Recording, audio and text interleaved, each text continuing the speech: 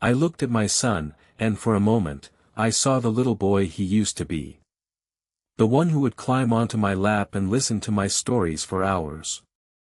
The one who would look up to me with admiration and respect. But that little boy was gone, replaced by a grown man who had made mistakes and was now facing the consequences. I took a deep breath and decided to give him a chance.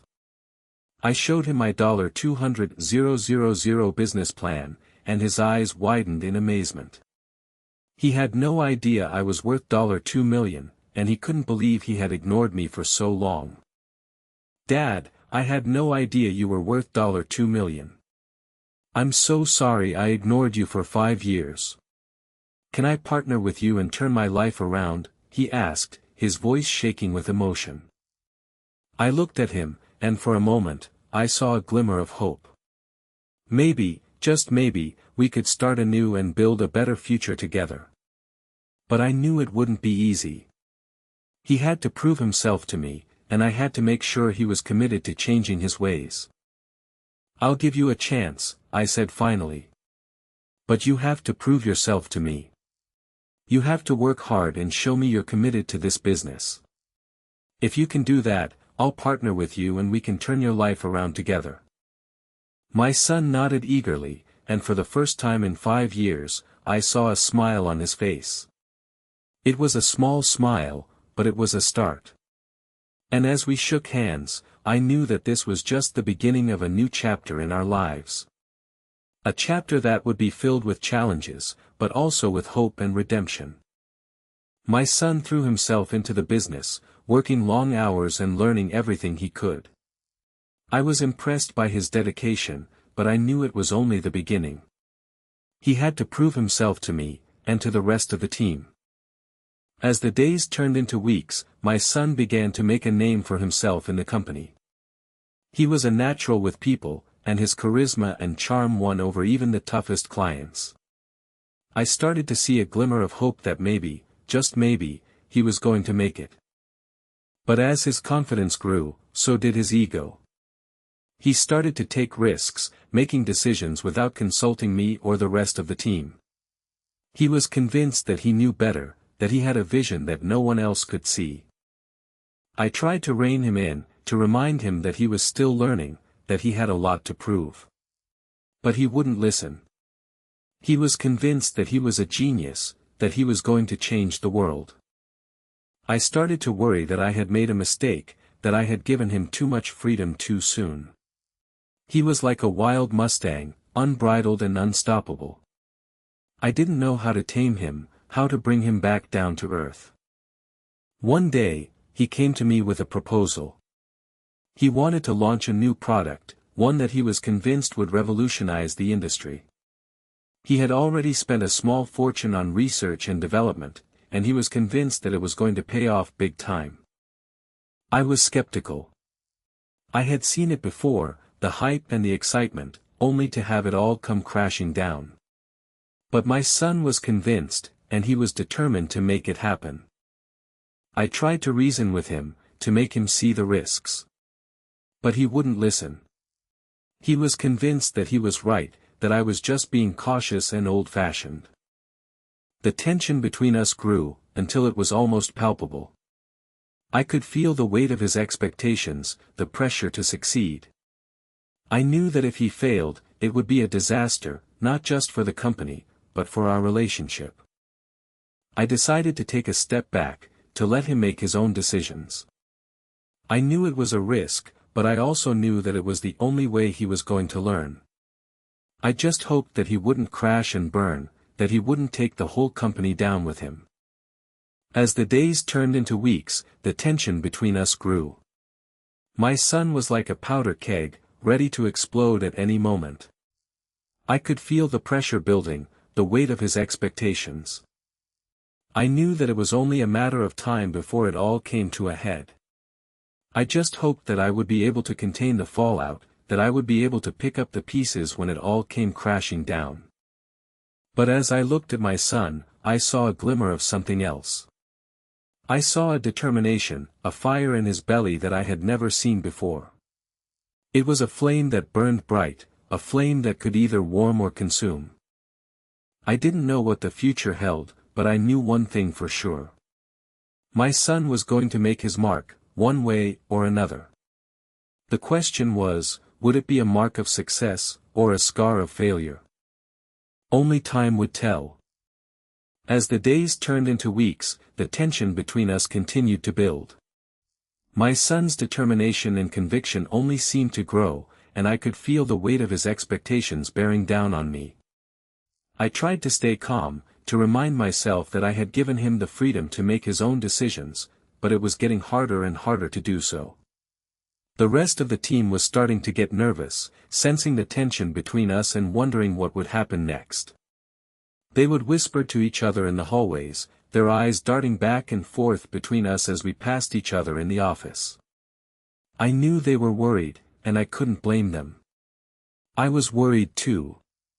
One day, my son came to me with a request. He wanted to pitch his new product to a group of potential investors, and he wanted me to be there to support him.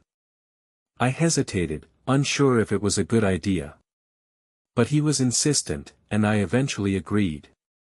The day of the pitch arrived, and I could feel the tension in the air.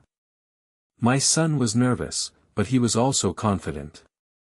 He stood up in front of the investors and began to speak, his words pouring out in a passionate and convincing stream. I listened, mesmerized, as he painted a picture of a future where his product was the key to success. The investors were impressed, and I could see the interest in their eyes. But as the Q&A session began, I started to feel a sense of unease. The investors were asking tough questions, and my son was struggling to answer them. He was getting defensive, his tone growing sharper and more aggressive. I knew he was on the verge of blowing it, and I tried to intervene. But he wouldn't let me. He was convinced that he could handle it, that he could convince the investors to see things his way. And then, disaster struck. One of the investors asked a question that caught my son off guard, a question that exposed a flaw in his plan. My son stumbled, his words faltering as he tried to come up with an answer. The room fell silent, the tension palpable. I knew we were in trouble. The investors started to exchange skeptical glances, and I could see the interest in their eyes begin to fade. My son's face was red, his eyes flashing with anger and frustration. I knew he was on the verge of losing control, and I tried to step in. But it was too late. He had already blown it. The investors started to murmur among themselves, their voices rising in a crescendo of doubt and skepticism. My son's face fell, his eyes dropping to the floor as he realized what had happened. I felt a pang of sadness, knowing that he had let his emotions get the better of him. But I also felt a sense of frustration. Why had he been so stubborn, so convinced that he was right? Why had he refused to listen to me, to take my advice and guidance? The meeting ended in disaster, the investors politely but firmly declining to invest in my son's product. As we left the room, I could feel the weight of his disappointment bearing down on me. He was devastated, his dreams shattered by his own mistakes. I tried to offer him words of comfort, but he wouldn't listen. He just shook his head, his eyes flashing with anger and frustration. I should have done it my way, he muttered, his voice barely audible. I should have trusted my instincts. I sighed, feeling a sense of sadness wash over me. He was still not listening, still not learning from his mistakes. And I knew that if he didn't change, if he didn't start to listen and learn, he would never succeed. The question was, what would it take for him to realize that? As we walked out of the meeting room, I could feel the tension between us growing thicker. My son's disappointment and frustration were palpable, and I knew that he was blaming me for his failure. I tried to reason with him, to explain that I had only been trying to help, but he wouldn't listen. He just shook his head, his eyes flashing with anger, and stormed off down the hallway. I watched him go, feeling a sense of sadness and concern. I knew that he was struggling, that he was under a lot of pressure, but I also knew that he couldn't keep reacting like this. He needed to learn to control his emotions, to think before he acted, or he was going to sabotage his own success. I decided to give him some space, to let him cool off and calm down. I went back to my office, trying to focus on some paperwork, but my mind kept wandering back to my son. I was worried about him, worried that he was going to do something reckless and impulsive. I tried to push the thoughts aside, to focus on my work, but I couldn't shake the feeling of unease. As the day wore on, I started to hear rumors that my son was planning something big. He had been seen talking to some of the other employees, whispering and gesturing in the hallways. I didn't know what it was, but I knew that it couldn't be good. I tried to confront him, to ask him what was going on, but he just shrugged it off. "Don't worry, Dad," he said, his voice dripping with sarcasm. "I've got everything under control." I didn't believe him. I knew that he was hiding something, that he was planning something that could potentially blow up in his face. I decided to keep a close eye on him, to try and figure out what was going on. I started to ask around, to see if anyone else knew anything, but no one seemed to know anything concrete. It was like my son had created a wall of secrecy around himself, and no one knew what was going on behind it. As the days turned into weeks, the tension between us continued to build. I could feel the weight of my son's secrets bearing down on me, and I knew that it was only a matter of time before everything came crashing down. I tried to stay calm, to focus on my work, but it was getting harder and harder to do so. I knew that my son was playing with fire, that he was taking risks that could potentially destroy everything we had worked for. And I was powerless to stop him. One night, as I was leaving the office, I saw my son sneaking out of the building. He was carrying a large box, and he looked like he was trying to be stealthy. I knew that he was up to something, and I decided to follow him. I kept a safe distance, trying not to be seen, as I trailed him through the streets. He led me to a seedy part of town, a place that I wouldn't normally go to. I was starting to get nervous, wondering what he was doing and who he was meeting. And then, I saw him enter a rundown warehouse on the outskirts of town. I hesitated for a moment, wondering if I should follow him inside. But my curiosity got the better of me, and I decided to take a chance. I snuck inside, trying to be quiet, and made my way deeper into the warehouse. What I saw took my breath away. The warehouse was dimly lit, with only a few flickering fluorescent lights illuminating the space. The air was thick with the smell of grease and smoke, and I could hear the sound of machinery humming in the distance. My son was standing in the center of the room, surrounded by a group of rough-looking men. They were all dressed in leather jackets and jeans, and they looked like they hadn't showered in days. I recognized one of them as a former employee of our company, a man who had been fired for his questionable business practices. I felt a surge of anger and concern as I realized what was going on. My son was involved with some shady characters, and I had no idea what they were planning. I watched from the shadows as my son began to speak, his voice confident and persuasive. He was pitching an idea to the group, an idea that seemed to involve some kind of scheme or scam. I couldn't hear the details, but I knew that it couldn't be good. The group was nodding and murmuring in agreement, and I could see the excitement building in their eyes. My son was a charismatic leader, and he had a way of inspiring loyalty in those around him. But I knew that this was a recipe for disaster. I decided to intervene, to try and put a stop to whatever scheme they were cooking up. I stepped forward, my heart pounding in my chest, and cleared my throat to announce my presence. The group turned to face me, their eyes narrowing as they took in my disapproving expression. My son looked at me with a mixture of anger and embarrassment, and I could see the tension between us building. "What are you doing here?" he demanded, his voice low and menacing. "I could ask you the same thing," I replied, my voice firm but controlled. "What's going on here? What kind of scheme are you involved in?" My son sneered at me, his eyes flashing with defiance. "You wouldn't understand," he said, his voice dripping with contempt. "This is something big, something that could change everything. And you're just too old and too out of touch to see it." I felt a surge of anger at his words, but I tried to keep my cool. I knew that I had to stay calm and rational if I was going to get through to him. "Whatever it is, it's not worth the risk," I said, my voice firm but gentle.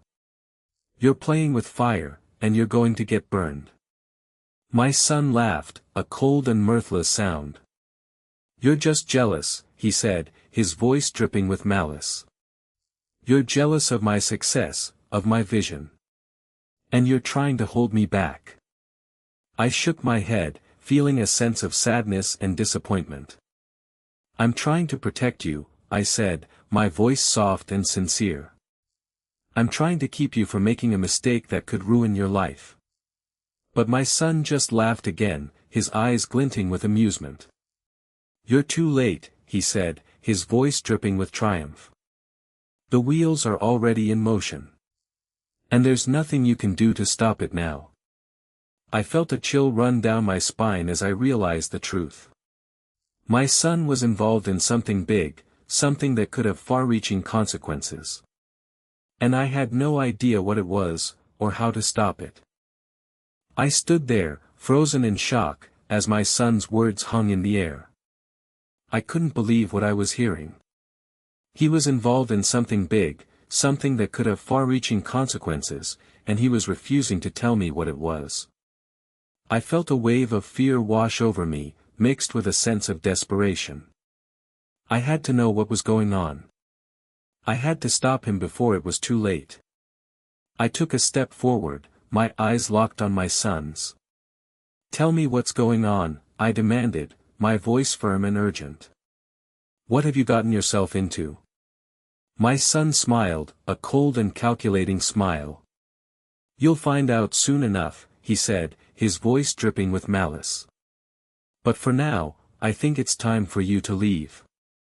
I felt a surge of anger at his words, but I knew I had to keep my cool. I couldn't let him see how worried I was. I turned to leave, but not before I saw the look of triumph in his eyes. He thought he had won, that he had outsmarted me. But I was far from giving up. I would find out what was going on, no matter what it took. I walked out of the warehouse, my mind racing with questions and fears. What had my son gotten himself into? Who were these people he was involved with? And what did they want? I knew I had to get to the bottom of this, but I didn't know where to start. I decided to start by investigating the warehouse and the people my son was involved with. I made a few discreet inquiries, but no one seemed to know anything. It was as if my son and his associates had vanished into thin air. I was starting to get desperate. I knew I had to do something, but I didn't know what.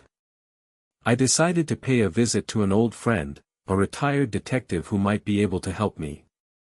I arrived at his office, a small and cluttered space in a rundown part of town. He listened to my story, his expression growing more and more serious with each passing moment. "I don't like the sound of this," he said, his voice firm and decisive. "I think we should look into this further." I nodded, feeling a surge of gratitude towards him. Finally, someone who understood the gravity of the situation. Together, we started to dig deeper, following a trail of clues and leads that seemed to go nowhere. But I was determined to get to the bottom of this, no matter what it took. I would find out what my son was involved in, and I would stop him before it was too late. As the days turned into weeks, the tension between us continued to build. I could feel the weight of my son's secrets bearing down on me, and I knew that it was only a matter of time before everything came crashing down. I was on edge, waiting for the other shoe to drop. And then, one night, I received a mysterious phone call. "Your son is in trouble," a voice said, the tone cold and menacing. "Meet me at the old warehouse at midnight if you want to see him again." The line went dead, and I was left staring at my phone in shock. What was going on? Who was behind this? And what did they want? I knew I had to go to the warehouse, no matter what. I had to see my son, and I had to know what was going on. But as I walked out into the darkness, I couldn't shake the feeling that I was walking into a trap. I stood outside the warehouse, my heart pounding in my chest. I had no idea what I was walking into, but I knew I had to see my son. I took a deep breath and stepped inside, the dim lighting making it hard to see. But then, I heard a faint noise, and my son's voice called out. "Dad," he said, his voice shaking. I followed the sound, my eyes adjusting to the light. And then, I saw him. He was tied to a chair, a gag in his mouth. But it was the look in his eyes that broke my heart. He was scared, and he knew he had made a terrible mistake. I rushed over to him, tears streaming down my face. "I'm here, son," I said, my voice shaking. "I'm here." I untied him, and he fell into my arms, sobbing. "I'm sorry, Dad," he said, his voice barely audible. "I was so stupid. I didn't know what I was getting myself into." I held him close, feeling a wave of relief wash over me. My son was safe. But then, I heard a noise behind me. I turned to see the group of men from the warehouse, their faces twisted with anger. "You'll never take us down," one of them sneered. But I just smiled. "I don't need to," I said, my voice calm. "You've already taken yourselves down." And with that, the police burst in, surrounding the men and taking them into custody. It turned out that my son had been involved with a group of scammers, but he had also been working with the authorities to take them down. He had been playing a double game, and it had almost cost him his life. But in the end, justice had been served. As we walked out of the warehouse, my son's arm around my shoulders, I felt a sense of pride and relief. My son had learned a valuable lesson, and he had come out on top. We went home, where my wife was waiting with open arms. We hugged our son tightly, tears of joy streaming down our faces. "We're so proud of you," my wife said, her voice shaking. "You've been through so much, but you've come out stronger." My son smiled, looking relieved. "Thanks, Mom," he said. "Thanks, Dad." We spent the rest of the day in a daze, hugging and crying and laughing. It was a day I would never forget, a day that would change our lives forever. As we sat down to dinner that night, my son looked at me with tears in his eyes. "Dad," he said, his voice barely audible. "I'm sorry. I was so wrong to doubt you. You've always been there for me, and I'm grateful." I smiled, feeling a wave of love wash over me. "I'll always be here for you, son," I said. "No matter what." And with that, we hugged, holding each other tightly as the tears streamed down our faces. It was a moment of pure joy, a moment of redemption. My son had learned a valuable lesson, and he had come out on top. And as we sat there, holding each other, I knew that everything was going to be okay.